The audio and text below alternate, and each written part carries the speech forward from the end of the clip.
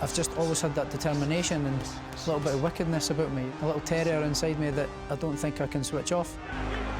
I can be really placid and nice and ready to go, and then somebody says or does something and I can go like that.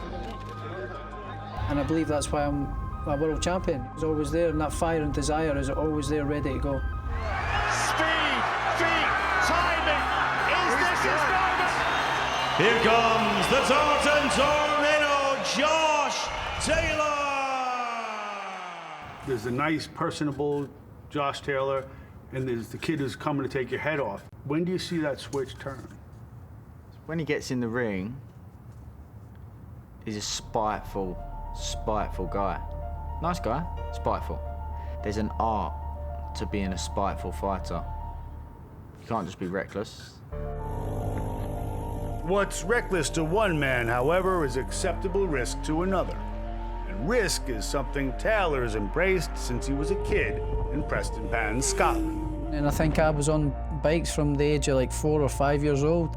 It's my first love. When I was racing, I had quite a bad one. I come off at about 70 miles per hour on the bumps, and I went flying, landed on a big boulder on my back. You know, I was taken into the ambulance and away off for the day. I was coughing and spitting blood for a couple of days and passing blood for a couple of days with bruised kidneys and stuff. As soon as I got the first chance, I was back on my bike again. It's the addiction of the adrenaline buzz of going fast and beating someone else and being competitive and winning, all that stuff. That's the addiction of motorbikes and boxing. That's what keeps drawing you back.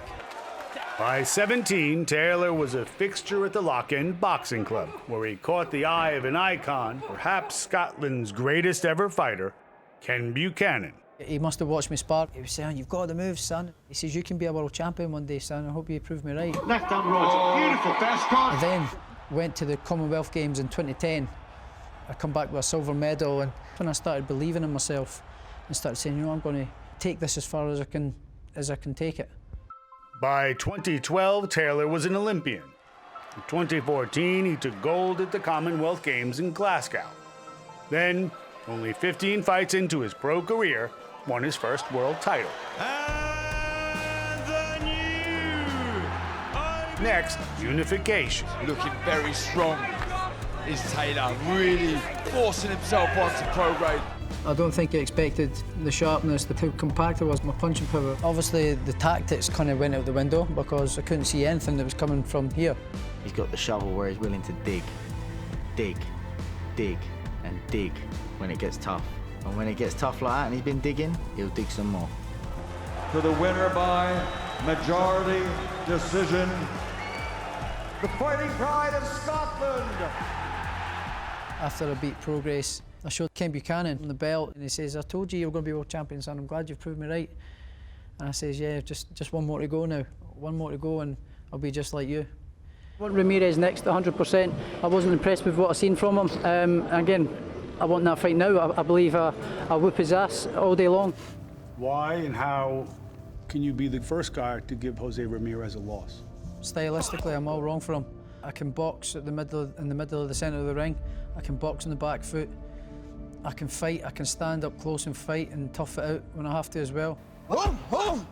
After this fight, when I win, you know, I could cement in my name in the history books. One of the greatest Scottish fighters ever. If he can see the fight unfold, he envisions its epilogue as well, back home in Scotland. This fight is a massive motivator to add to that story, you know, of me and Kenny. Unfortunately, he's not keeping too well at the minute. I think he's in a home at the minute, so I'd like to try and get to see him after this fight, you know, because he saw the talent that I had back then when I was a young kid. I'd like to see the smile on his face and say, "Look, done it like you, champ."